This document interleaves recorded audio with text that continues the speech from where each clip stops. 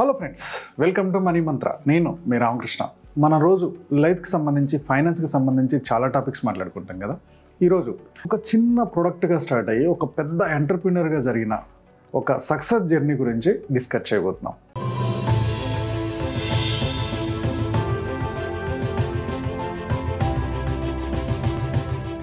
ఇప్పుడు మనం మాట్లాడుకోబోతున్న ఈ సక్సెస్ స్టోరీ వచ్చేసి పారాషూట్ అంటే గుర్తుంది కదా అందరికీ. ఈవెన్ మా చిన్నప్పుడు కూడా స్కూల్కి వెళ్ళేటప్పుడు ఖచ్చితంగా మా అమ్మ తలకి కొబ్బరి నూనె పెట్టి పంపించేది. మా ఇంట్లో ఉండేది కూడా ఈ బ్లూ కలర్ పారాషూటే. ప్రతి కుటుంబానికి దగ్గరైంది పారాషూట్. కోకోనట్ ఆయిల్, మీరు పారాషూట్ మీద చూడండి, ఇది కాస్మెటిక్ కేటగిరీలో రాదు. ఓకే, సో డ్యూరబుల్ ఆయిల్ అని ఉంటుంది వెనకాల. డ్యూరబుల్ ఆయిల్ అంటే 8% ఎక్సైజ్ డ్యూటీ అనేది తగ్గిపోతుంది అన్నమాట ఇలా తీసుకుంటే లీగల్గా. సో దీనివల్ల లో ప్రైస్ వచ్చింది, ఎట్ ద సేమ్ టైం కస్టమర్కి ఈజీగా అందుబాటులోకి వచ్చే ఒక సిచ్యువేషన్ క్రియేట్ అయింది. అసలు వీళ్ళు కాస్మెటిక్ నుంచి డ్యూరబుల్ ఆయిల్గా ఎలా షిఫ్ట్ అయ్యారు, వీళ్ళ జర్నీ ఏంటి అనేది ఒక్కసారి మనం క్లియర్గా తెలుసుకుందాం. పారాషూట్ ఆయిల్ని ప్రొడ్యూస్ చేస్తున్న కంపెనీ పేరు వచ్చేసి మ్యారికో. సో ఇప్పుడు మనం చూస్తున్న పారాషూట్ అనేది ఒక ప్రోడక్టే. ఈ కంపెనీ దగ్గర ఇంకా చాలా ప్రొడక్ట్స్ ఉన్నాయి. సో వీళ్ళ దగ్గర ఉన్న ఇంకా ప్రొడక్ట్స్ వచ్చేసి Saffola oil, Livon, hair and care, Saffola oats, ఇవన్నీ కూడా పారాషూట్ వచ్చిన తర్వాత, అది సక్సెస్ ట్రాక్లో పడ్డ తర్వాత మిగిలిన ప్రొడక్ట్స్ అన్నీ ఇంట్రడ్యూస్ చేసుకుంటూ వచ్చారు. మన ఇండియాలోనే కాకుండా దాదాపుగా 50 కంట్రీస్లో కూడా ఈ బిజినెస్ని ఎస్టాబ్లిష్ చేశారు, డెవలప్ చేశారు. ఎగ్జాంపుల్కి సౌత్ ఆఫ్రికాలో క్యావెల్, బ్లాక్ చిక్ హెయిర్ ట్రీట్మెంట్ అంటారు. ఓకే, జస్ట్ ఫర్ కిడ్స్ ఇలాంటి బ్రాండ్స్ ఉంటాయి. వియత్నాంలోకి వస్తే సాసస్లో ఉందన్నమాట తువాన్ పాన్. మెయిన్ గ్రూమింగ్కి వచ్చేవరకు ఎక్స్మెన్ అనేది చాలా పెద్ద బ్రాండ్ వియత్నాంలో. మలేషియాలోకి వచ్చేవరకు కోడ్ 10 మెన్స్ గ్రూమింగ్ ప్రోడక్ట్ చాలా ఫేమస్. అది బంగ్లాదేశ్లో మెరాకో, మన పారాషూటే చాలా ఫేమస్ అన్నమాట. అక్కడ 55% మార్కెట్ మన పారాషూటే ఉంటుంది. ఎంత పెద్ద కంపెనీ అంటే ఢాకా స్టాక్ ఎక్స్చేంజ్ ఏదైతే ఉందో ఆ స్టాక్ ఎక్స్చేంజ్లో మన పారాషూట్ కూడా రిజిస్టర్ అయి ఉంది. మ్యారికో అనే కంపెనీ ఓన్లీ కస్టమర్స్ ఒక్కరికే సాటిస్ఫాక్షన్ కాదు, ఇన్వెస్టర్స్కి కూడా మంచి రిటర్న్స్ ఇచ్చింది. 2001 నుంచి 2023 మధ్యలో 18,650% రిటర్న్స్ ఇచ్చింది బాస్. ఎంత ఎక్కువ రిటర్న్స్ ఇచ్చిందో మీరే చూడండి. సో ఒక చిన్న ప్రోడక్ట్గా స్టార్ట్ అయ్యి ఇంత పెద్ద బ్రాండ్ ఎలా అయింది, ఇన్ని కంట్రీస్లోకి ఎలా వెళ్ళింది, ఈ జర్నీ అంతా మనం తెలుసుకుంటే మన లైఫ్లో ఎప్పటికైనా ఈ జర్నీ హెల్ప్ అవుతుంది. మరి తెలుసుకుందామా? మ్యారికో ఫౌండర్ వచ్చేసి హర్ష్ మరివాలా. ఇతను ఒక చిన్న కంపెనీని ఎఫ్ఎంసీజీలోనే ఒక పెద్ద జైంట్, ఒక పెద్ద కంపెనీగా ఎలా మార్చారు. ఈ హర్ష్ మరివాలా కొన్ని సంవత్సరాల క్రితం ఒక 21 years ఏజ్లో ఎంబీఏకి ఎంట్రన్స్ రాశాడనమాట. బట్ సీట్ రాలేదు. అందుకని 1971లో వాళ్ళ ఫ్యామిలీ బిజినెస్లోకి వచ్చారు. వాళ్ళ ఫ్యామిలీ బిజినెస్ వచ్చేసి బాంబే ఆయిల్ ఇండస్ట్రీ. ఈ కంపెనీ యాక్చువల్గా 1948లో స్టార్ట్ అయింది. సో స్టార్టింగ్లో వీళ్ళ తాతగారు ఎవరైతే ఉన్నారో వీళ్ళు స్పైసెస్ బిజినెస్ చేసేవాళ్ళు. సో 1948 తర్వాత కొన్ని సంవత్సరాలకి ఈ హర్ష్ మరివాలా బాబాయ్ ఎవరైతే ఉన్నారో కిషోర్ మరివాలా, ఇతను MIT కెమికల్ ఇంజనీరింగ్లో మాస్టర్ చేశారు. మాస్టర్ చేసి ఇండియాకి వచ్చిన తర్వాత మనం ఓన్లీ ఈ స్పైసెస్ మీదనే బిజినెస్ చేస్తే కరెక్ట్ కాదు అని చెప్పేసి ఫ్యామిలీ మెంబర్స్ అందరితో మాట్లాడి వాళ్ళు డ్యూరబుల్ ఆయిల్లో కూడా వచ్చారు, కోకోనట్ ఆయిల్లో కూడా షిఫ్ట్ అయ్యారు. So durable oil, coconut oil ఈ రెండు కూడా ప్రొడ్యూస్ చేయడం స్టార్ట్ చేశారు. 1971లో హరీష్ వచ్చిన తర్వాత గమనించింది ఏంటంటే మన ఆయిల్ బిజినెస్ ఏదైతే ఉందో అది B2B అవుతుంది. అంటే నా కంపెనీ నుంచి ఓన్లీ మిడిల్లో ఉన్న ఒక బిజినెస్ మ్యాన్కే వేయాల్సి వస్తుంది, కస్టమర్ దగ్గరికి మనం ఇన్వాల్వ్ అవ్వలేకపోతున్నాం. సో దీన్ని కస్టమర్కి కూడా ఇంప్లిమెంట్ చేయగలిగితే చాలా హెల్ప్ అవుతుంది అని చెప్పేసి దీనికి ఏం చేయాలి. ఆ రోజుల్లో ఆయిల్ అనేది చాలా పెద్ద పెద్ద డబ్బాలు వచ్చేటి. ఈవెన్ మన చిన్నప్పుడు మీకు గుర్తుంటే పెద్ద కోకోనట్ డబ్బాలు వచ్చేటి. ఆయిల్ డబ్బాలన్నీ స్క్వేర్ షేప్లో ఉండేవి. ఈవెన్ ఇప్పుడు మనం చూస్తున్న వంట నూనె అయినా సరే, కొబ్బరి నూనె అయినా సరే, దాంట్లో 100 గ్రాముల పావు, 200 గ్రాముల పావులు పెట్టి వీళ్ళు మనకు పోసిచ్చేవాళ్ళు. సో ఇలా పెద్ద డబ్బాలు కాకుండా చిన్న చిన్న డబ్బాలు కనుక తీసుకొస్తే ఇది మనం B2B నుంచి B2Cకి వెళ్ళొచ్చు. అంటే డైరెక్ట్గా మనం షాప్లో నుంచి కస్టమర్కి వెళ్ళిపోవచ్చు. అది B2Bలో ఉన్నప్పుడు మార్జిన్ చాలా తక్కువ మిగులుతుంది. దాన్ని B2Cకి తీసుకెళ్తే బిజినెస్ని లాభాల్లో తీసుకెళ్ళొచ్చు అనేది హర్ష్ మరివాలా వాళ్ళ ఫ్యామిలీ మెంబర్స్కి చెప్పారు. ముఖ్యంగా వాళ్ళ బాబాయ్ అయితే ఈ ప్రాసెస్కి ఒప్పుకోలేదు.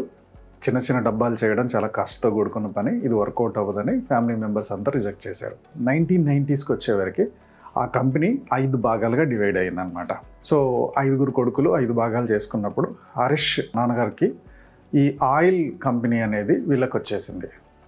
వీళ్ళకి వచ్చినప్పుడు ఇప్పుడు ఇంకా నేను ఎట్టి పరిస్థితుల్లోనూ ఈ ఆయిల్ని B2B కాకుండా B2Cకి తీసుకెళ్లాలని హర్ష్ మారీవాలా ఇన్వాల్వ్ అయిపోయాడు. సో అప్పుడు కంపెనీ పేరు మ్యారికో అని పేరు పెట్టారు. మ్యారికో అని పేరు పెట్టి దీన్ని ఇండస్ట్రీలోకి తీసుకెళ్ళాలి. ఆయిల్ని B2B చేసే కంపెనీలు చాలా కంపెనీలు ఉన్నాయి, చాలా పెద్ద పెద్ద కంపెనీలు కూడా ఉన్నాయి. ఆ రోజుకే ఆయిల్ని ప్రొడ్యూస్ చేసే కంపెనీలు. వాళ్ళతో పోల్చుకుంటే వీళ్ళ కంపెనీ ఒక యావరేజ్ కంపెనీ, జస్ట్ ఒక నార్మల్ కంపెనీ. ఆ కాంపిటీషన్ తట్టుకొని దీన్ని జనాల్లోకి తీసుకెళ్ళాలి. ఆ రోజు సిచ్యువేషన్ అది. సో దీన్ని ఏం చేయాలని బాగా ఆలోచించాడు. డబ్బాలేమో స్క్వేర్ టైప్లో వచ్చేటి స్టీల్ డబ్బాలు, ఇంత పెద్ద డబ్బాలు.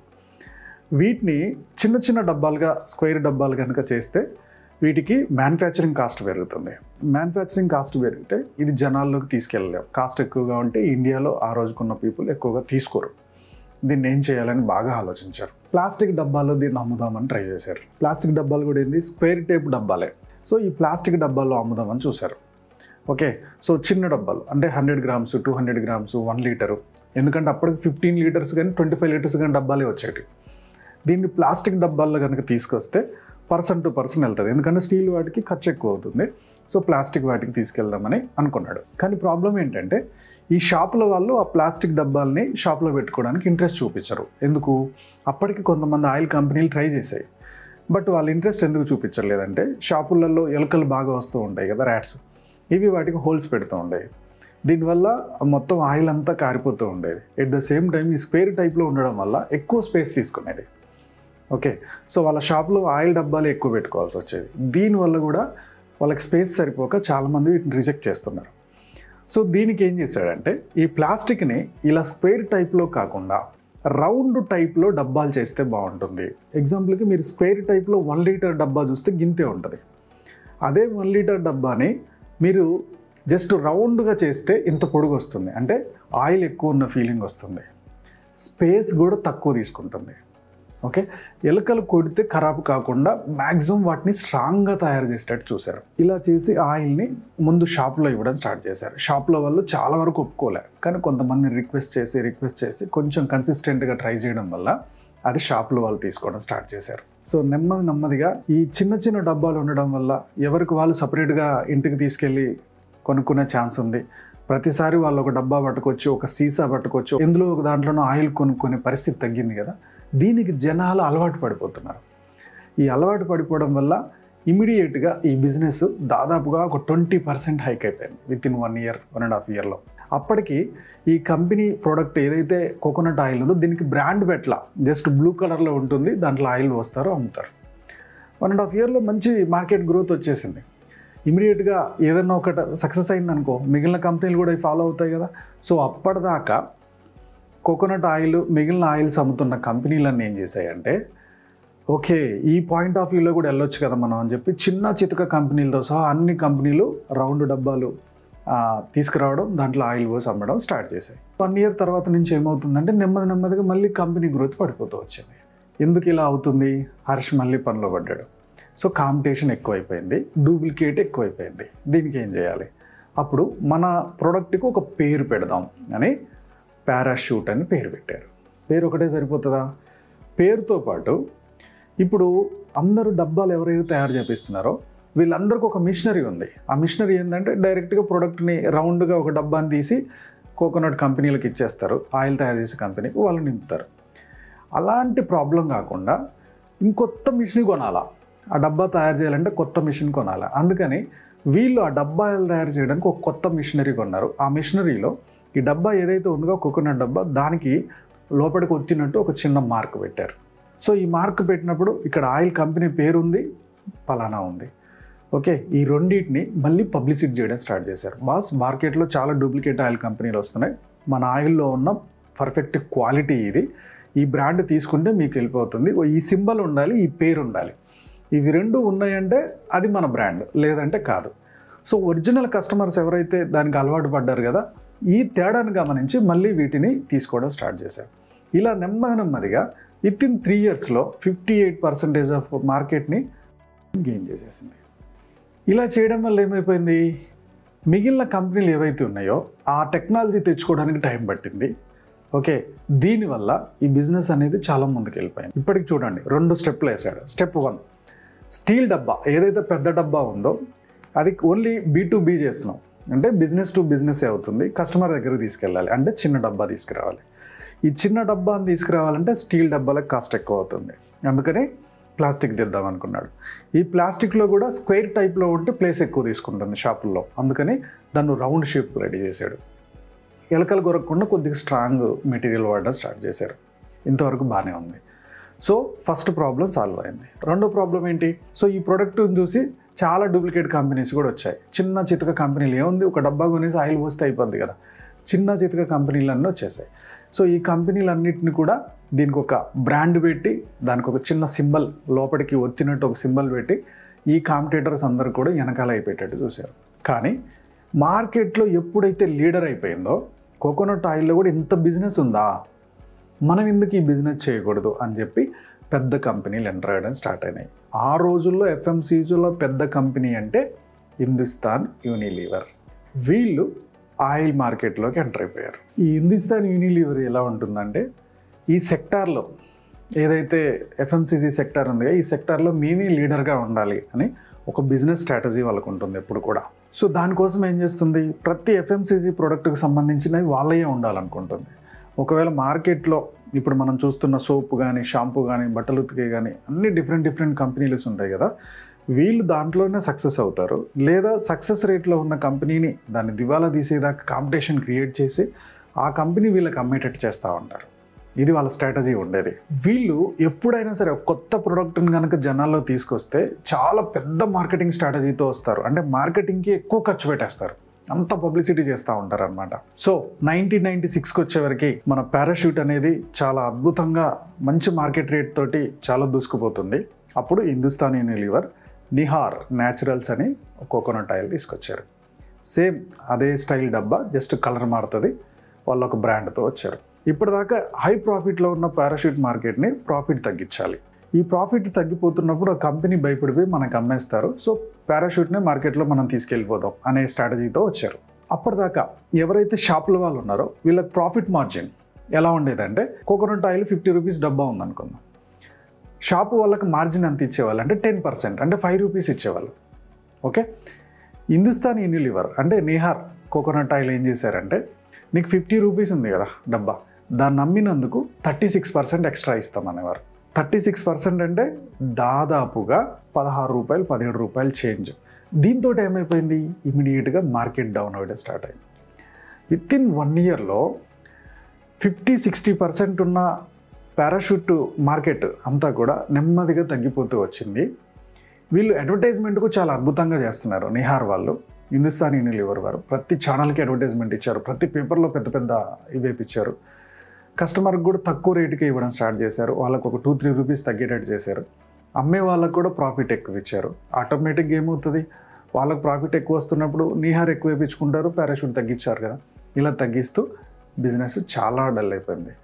50% ఉన్నది కాస్త 22%కి పడిపోయింది. బిజినెస్ని ఎలా డెవలప్ చేయాలో అర్థం కావట్లా. 1 ఇయర్ ఈ ప్రాసెస్ నడుస్తుంది, అంటే విపరీతమైన ఫైట్ నడుస్తుంది. హిందుస్థాన్ లీవర్ వాళ్ళు ఇంత పెట్టుబడి పెట్టి ఇంత పబ్లిసిటీ చేసి వీళ్ళకి ఇంత ప్రాఫిట్ ఇవ్వడం వల్ల ఏమవుతుంది, వాళ్ళకి పెద్ద మిగిలేది ఏం లేదు. కాంపిటీషన్లో వీళ్ళని తగ్గించేసి ఇప్పుడు ఈ కంపెనీని కనుక కొనేసారనుకోండి, పారాషూట్ని కనుక కొనేసారనుకోండి, ఇక మార్కెట్లో వాళ్ళు ఒక్కలే ఉంటారు. అప్పుడు వాళ్ళు ఏ రేటు పెడితే ఆ రేటే.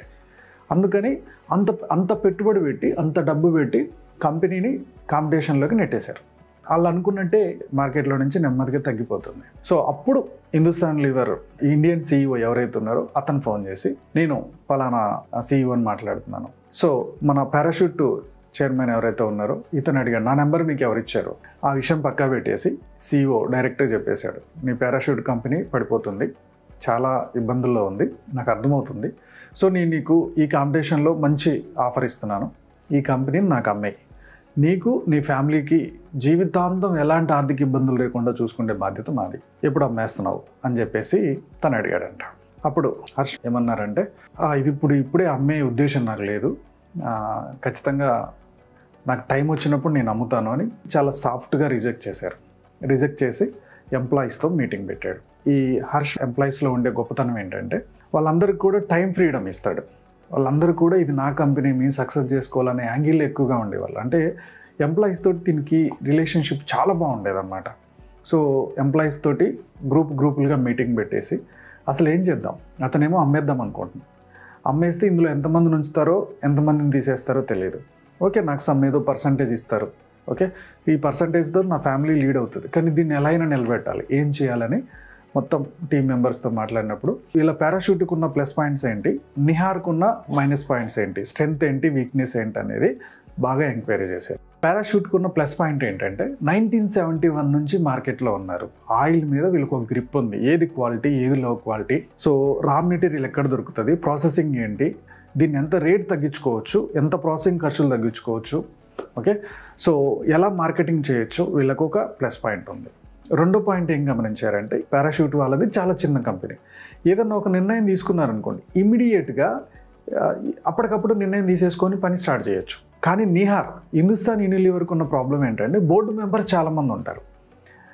వీళ్ళు కనుక ఒక నిర్ణయం తీసుకుంటే CEO దగ్గర నుంచి దాని బోర్డు మెంబర్స్ అందరూ యాక్సెప్ట్ చేసి ప్రొడక్షన్లోకి వచ్చి ప్రొడక్షన్ నుంచి జనాలకి రావడానికి 2-3 months పడుతుంది, ఒక్కోసారి 6 months కూడా పడుతుంది. అంటే వీళ్ళకి ఇది ప్లస్ పాయింట్. థర్డ్ పాయింట్ ఏం చేశారంటే వీళ్ళు ఎవరైతే షాప్ ఓనర్స్ ఉన్నారో వీళ్ళకి మార్జిన్ ఎక్కువ ఇస్తున్నారు. ఈ మార్జిన్ ఎక్కువ రోజులు వాళ్ళు ఇవ్వలేరు, మన కంపెనీ పడిపోయేంత వరకు వాళ్ళు ఇవ్వగలుగుతారు.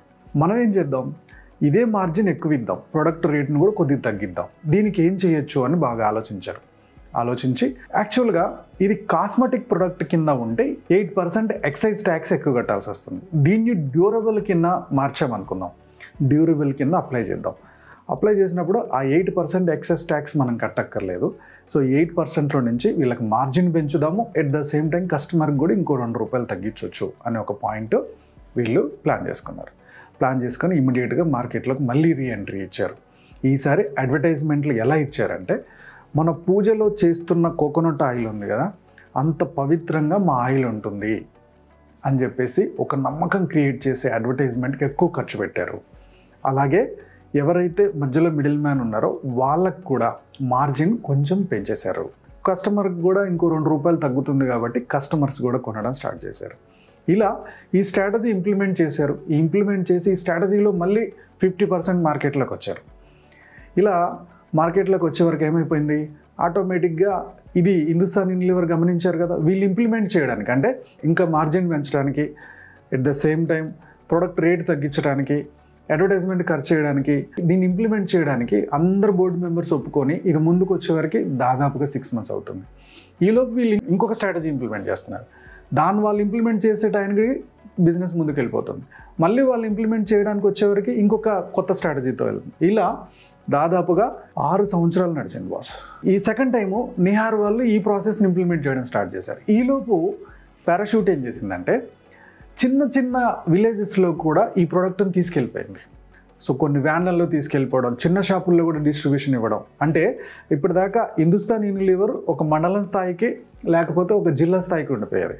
ఓకే, సో ఒక ఊర్లలో చిన్న విలేజ్ షాపులలో వాళ్ళు ఏమైనా ప్రోడక్ట్ తీసుకెళ్ళాలంటే ఈ మండలంలో ఉన్న పెద్ద షాపుల దగ్గర తీసుకెళ్లేవాళ్ళు. కానీ పారాషూట్ ఏం చేసింది, చిన్న షాపుల్లో కూడా ఈ ప్రోడక్ట్ ఇవ్వడం స్టార్ట్ చేసేసింది. విలేజ్ల్లోకి వెళ్ళిపోయింది. ఎక్కడైతే హిందుస్థాన్ యూనిలీవర్ వెళ్ళలేకపోయిందో ఆ మార్కెట్కి వెళ్ళిపోయింది. ఆటోమేటిక్గా 52% గ్రోత్ పెరిగిపోయింది. At the same time India ఒక్కదాని మీదనే డిపెండ్ అవుతే ఈ కాంపిటీషన్ మనం తట్టుకోలేమని చెప్పి డిఫరెంట్ కంట్రీస్లోకి ఎంటర్ అవ్వడం స్టార్ట్ చేశారు. ఇలా దాదాపుగా 2000 నుంచి 2006 వరకు కూడా ఈ కాంపిటీషన్ చాలా టఫ్గా నడిచింది. లాస్ట్కి ఈ ఫైట్లో నిహార్ అనేది మార్కెట్లో 8%కి పడిపోయింది. నిహార్ అనేది నెమ్మదిగా తగ్గుతూ వెళ్ళిపోయింది. పారాషూట్ మాత్రమే బ్రాండ్గా నిలబడిపోయింది. కొన్ని రోజుల తర్వాత నిహార్ ప్రొడక్షన్ తగ్గిస్తూ వచ్చారు. లాస్ట్కి దీన్ని అమ్మాలి కదా, ఎక్కువ రోజులు దీన్ని ఇంకా లాస్లో మెయింటైన్ చేయలేం కదా. ఎవరైతే పారాషూట్ని అమ్మమని అడిగిన వ్యక్తి ఉన్నారో హిందుస్థాన్ యూనిలీవర్ CEO, అతనే హర్ష్ మరివాలా ఫోన్ చేసి మా కంపెనీని అమ్మేస్తాం తీసుకోమని చెప్పారు. 250 crores పారాషూట్కి అమ్మేశారు. బిజినెస్లో ఎప్పుడు కూడా కాంపిటీషన్ ఉంటుంది. ఈ కాంపిటీషన్ని ఒక స్ట్రాటజీ ప్రకారం మనం కనుక ప్లాన్ చేసుకుంటే ఎంత పెద్ద కంపెనీ అయినా సరే లాస్ట్కి మన స్ట్రాటజీస్ తోటి, క్వాలిటీ అండ్ లాయల్టీ ప్రోడక్ట్ తోటి, జెన్యూన్ ప్రోడక్ట్ తోటి మనం మార్కెట్లో నిలబడగలము అని చూపించిన ఏకైక ఫైటర్ పారాషూట్. ఆ పారాషూట్ వెనకాలన్న హర్ష్ మరివాలా. సో ఇన్ని కాంపిటీషన్లు తట్టుకుంటూ నెమ్మదిగా ఏరే కంట్రీస్లో కూడా సేమ్ ప్రోడక్ట్ని తీసుకెళ్తూ ఆ కంట్రీకి సరిపడా పేర్లు పెట్టి దాదాపుగా కంపెనీని ఇంత పెద్దగా నిలబెట్టారు. ఈ వీడియోలో ఈ సక్సెస్ జర్నీ మన లైఫ్లో కూడా చాలాసార్లు ఉపయోగపడుతుంది. బిజినెస్ చేసే వాళ్ళకి ఈ స్ట్రాటజీస్ ఎంతో హెల్ప్ అవుతాయి. ఇందులో మీకు ఏ స్ట్రాటజీ నచ్చిందో కామెంట్లో పోస్ట్ చేయండి. మీ కామెంట్ వల్ల ఈ వీడియో చాలామందికి రీచ్ అవ్వడానికి స్కోప్ ఉంటుంది. యూట్యూబ్ చాలా ప్రమోట్ చేస్తుంది. మా యూట్యూబ్ ఛానల్ చూస్తున్న మా వ్యూవర్స్, మా సబ్స్క్రైబర్స్ లైఫ్లో ఎప్పుడు కూడా గొప్పగా స్థిరపడాలని కోరుకోవడంలో మా మనీ మంత్రం ముందుంటుంది. Go self made.